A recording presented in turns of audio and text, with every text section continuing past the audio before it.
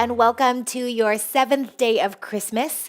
Today we are doing 7 swans of swimming. Now these are both Pilates exercises, and the swimming exercise is one of my favorite Pilates exercises for stabilizing and strengthening your back muscles. These are the muscles that keep us standing up really tall so we have beautiful posture for the rest of our lives. Okay, so we'll start on our bellies. Come all the way down into your stomach. Keep your feet about 6 inches apart. So it's a little different from a locust pose.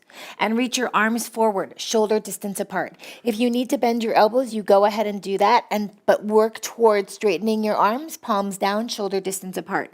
Now press your pubic bone down into the mat and start to draw your belly button away from the floor. From here, I'll lift my head up just to a tiny little hover. Float my arms up again to a little bit of a hover, and float your feet up just to a little bit of a hover. So you'll notice I'm not jamming the back of my neck. I'm not trying to look up. Want your neck to stay nice and long. Then from here, draw your shoulder blades down your back away from your ears, and you should already feel your back muscles start to work. Raise your right arm and your left leg up. Now, as I do this, my hips are not moving, my chest is not moving, just the arms and the legs, and exhale, switch. Exhale, switch. Now, we might have the tendency to go faster, which you can do as you start to get control of your limbs and your torso. So what we're focusing on is keeping the torso really, really still as the arms and legs move. You'll feel your back muscles work. You'll feel your glute muscles work. All of these things running down our spine that keep us standing super tall. And then once you start to feel like you've got that motion, start to move faster and breathe. Inhale and exhale. Inhale and exhale. Inhale. Still watch your head. Exhale. Make sure you're looking toward the floor. Inhale and exhale. Good. One more. Inhale and exhale.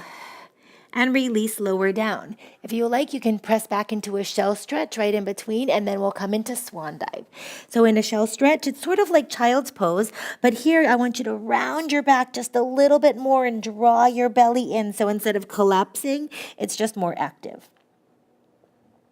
All right, good. And then crawl forward again. This time we'll take our feet pretty wide, about mat distance apart, and you'll externally or laterally rotate your legs, so your toes will come out just a little bit. Bring your hands about mat distance apart, and again, draw your shoulder blades down your spine. So we open our collarbone wide, keep your neck nice and long, but press your hands down into the mat in order to lift your chest. Now we want to make sure here that you're not squeezing your glutes, right? We don't want to destabilize the SI joint. So kind of try to relax in the glutes a little bit, open your collarbone wide, draw your shoulders down your back, and bend your elbows and release lower back down. Okay, so again, draw the shoulder blades down, press weight into your hands in order to lift your chest, and release lower down. Now this is a really amazing stretch for the front of the body. You should feel it in your hip flexors. Pull your pubic bone forward, lift your chest, shoulders down, and release lower down. And then counter stretch again with your shell stretch. So again, round the upper back, draw your belly in, and roll from the bottom of your spine up. And there you go. Your 7 swans of swimming. All right, I'll see you tomorrow.